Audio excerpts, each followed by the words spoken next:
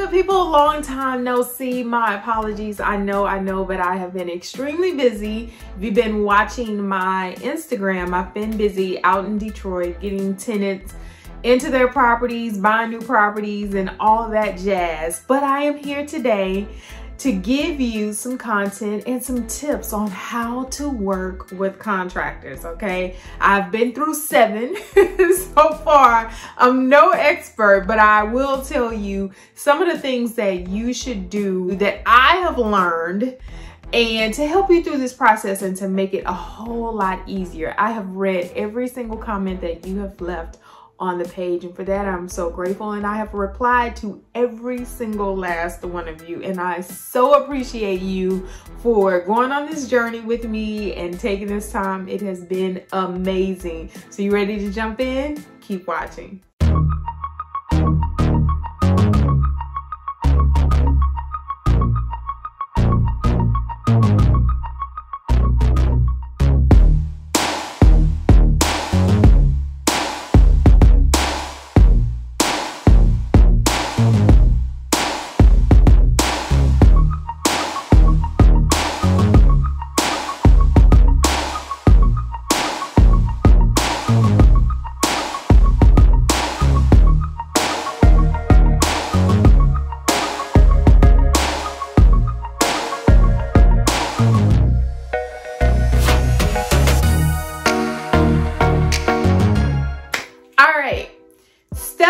Number 1, the first thing that we are going to do is 10 steps. I tried to minimize it. At first I started off with 2 or 3 and I was like, no, you guys need to know this, right?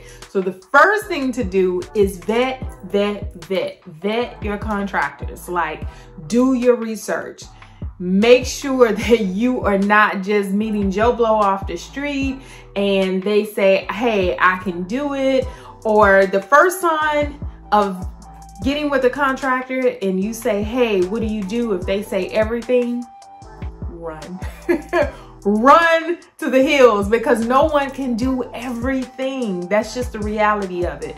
And everyone will say that they do everything just because they're trying to get the job and they're trying to make it happen, but it is not the case. So don't fall for it. I'm telling you, do not fall for the person that will say, I can do everything, because they are the master of none, right? All right, so the second thing, I'm looking at my notes because I wanna make sure that I give you everything that you need. The second thing is to get a contract. Make sure you get it in writing, because from the time the project starts to the time the project ends, when you're making sure that everything is good, you need to have a contract in case anything happens. God forbid that anything happens, but in case anything happens, you want to be covered. You want to make sure that you have all of your I's dotted and your T's crossed in case you have to end up in small claims court, or you have to end up charging back or doing any chargebacks on your credit cards or things like that, okay? So make sure that you get a contract no matter what, even if it's family, all right? The third thing is no large down payments. Do not give 50% up front. We're not doing that. I suggest that you do the 33%, right?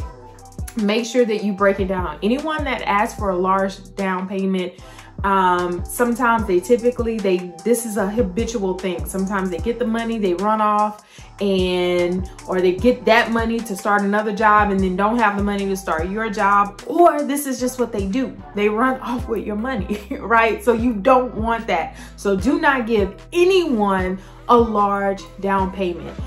You are definitely going to have to find someone else, or you should find someone else if they say, hey, you know, I need 50% down. No, I can do 33% down. That's what I'm going to do. And if that's not going to work for you after you sign this contract, then let's not do business. And it's okay, right? Because I guarantee you, you will run into somebody else and you'll find somebody else to do the job. It may take a while, but you will find that person, okay? I guarantee you, you do not have to do 50% down. There's so many contractors that will even start the work with like 10% down, 5% down. So make sure that you are doing your due diligence in finding the right person for the job, okay? And that's not gonna run off with your money.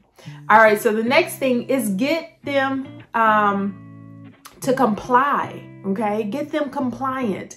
No Cash App, no Zelle, no Venmo, okay? If they are not taking proper payments and they do not have like a LLC set up, if they're not licensed, if they're not bonded, those are kind of typically the ones that you don't want to go with, okay? I'm telling you firsthand, okay? You want to, it's going to be worth the weight in gold to spend the extra money to get the contractors that have invested in themselves, that have set up their business properly, okay? If they say, oh, I can only take Cash App, it's not a great sign. Oh, I don't take Zelle, or I only take Zelle, or any of those little third-party apps, you don't want to mess with those contractors. What I suggest is that you pay them through either PayPal or Melio, okay? I'll set up a link. If you go to my website, then we'll walk you through that process. But it is a way to cover yourself, okay? To cover yourself. If they are not doing what they say that they're going to do, then you are covered. You want to make sure that you cover yourself, okay? Trust me, we all, as investors, not all, but most of us or some of us have got, right?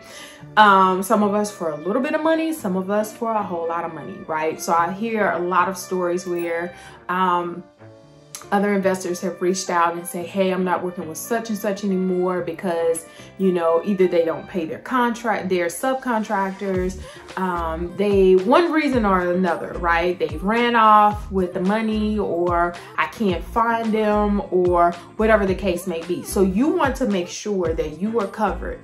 And at the beginning of 2022, everything is changing anyway in regards to doing business, which you're not supposed to do business through Cash App and Zelle and things of that nature, right?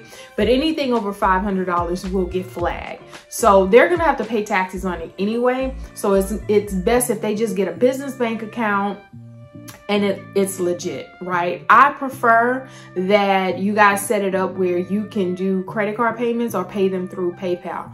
Just in case you can, you know, there's any problems, you can dispute that and you can protect yourself. All right. So that's the name of the game in this. The next thing is when you are working with a new contractor, give them a small project, right? You want to see if they are able to carry out that project before you give them a whole entire rehab. Remember at the beginning of the video when I said someone, you know, a lot of contractors will say, oh, I can do everything, right? And they probably can do a little of everything, but they're not great at everything, right? So, and that's because they want the money for themselves instead of outsourcing out and making sure that they have other people that they can outsource it to do their job and do a better job, right? But no, they won't do that. They'll say, oh, I can do it all by myself. So totally not the case. So what you want to do is give them a small project, right? Like one of my properties, you know, I had a handyman and I wanted to know exactly what he could do, right? He said, I can do everything. He could not. I called you for windows. Your specialty is windows, sir. You're going to do the windows. That's it. That's all, right? So he came out and he was like, oh, let me know if you need help at any of your other properties, or let me know if you need help anywhere else.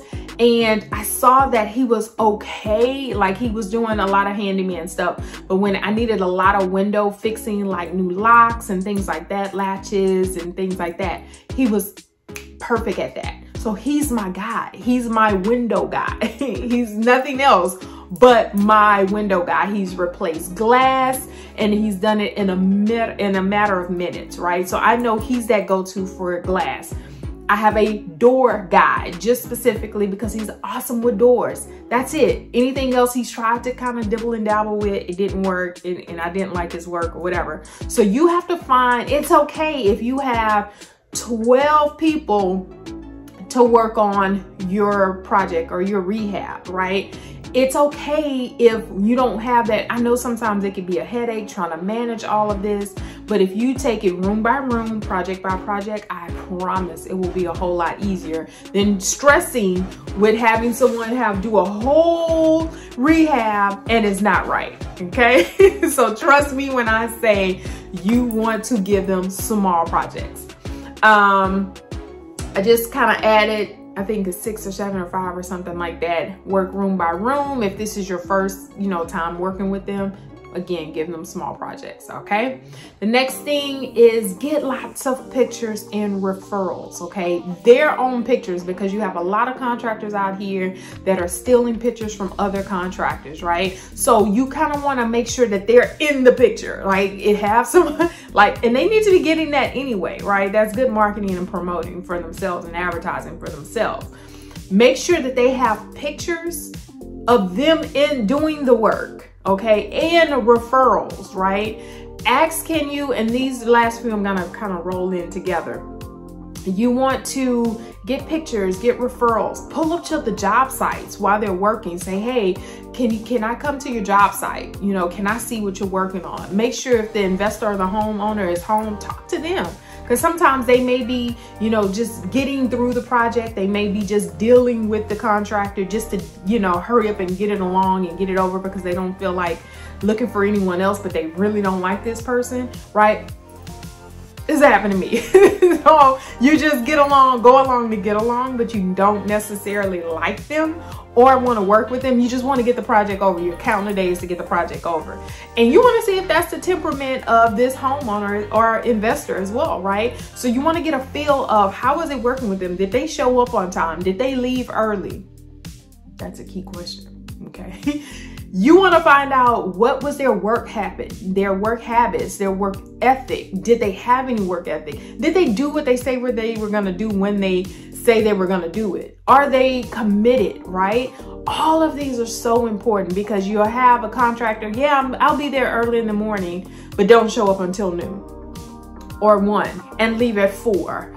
Or kind of leave or don't come or have unreliable crews or, I'll be finished at this time or I'll finish the project on this day. And then here we are a week later or 2 weeks later and we're still here, right? And it's frustrating. So don't go through that, okay? Pull up and talk to these other investors. I'm pretty sure you'll get exactly what you need to hear. Also, be nice, but don't be their friend, okay? Because sometimes they will take your kindness as, oh my God,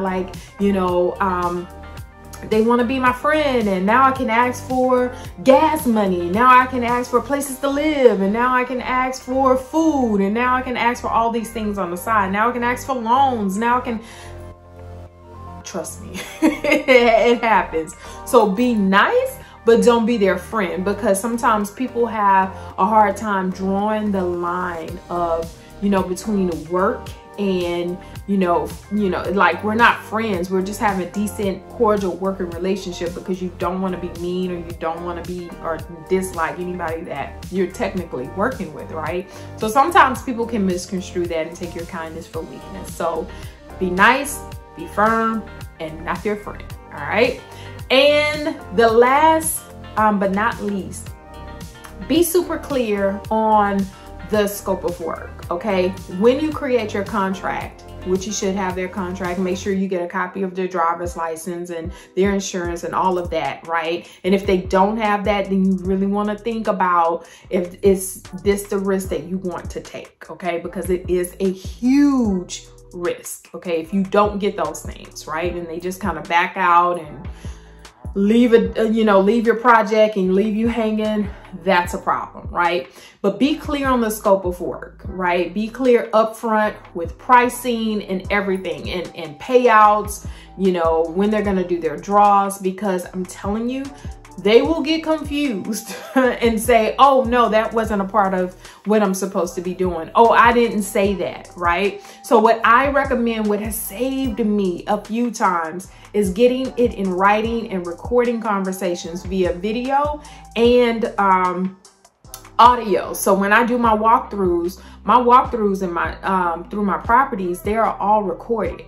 And it's recorded for you guys, mainly for content, but it saved me later on because I've had a contractor that said, no, I didn't say that. I didn't, yeah, you did. You put it in writing and you said it on video, right? So that was something that I got into the habit of that really, really saved me, and especially getting a scope of work that we both agree on and we both say, hey, because you don't want any problems. All right. So I hope this helps. These are tips for working with contractors, and I'm going to be bringing you more of this content, especially in 2022, because we're picking up more properties, we're learning new things, and we are just doing all the things. So I'm super excited to be bringing this to you. And if you have any questions or comments, leave them down below. And yes, I will reply to you, and you. All right. Until next time you see me in the next video, I'm Chase Hunter.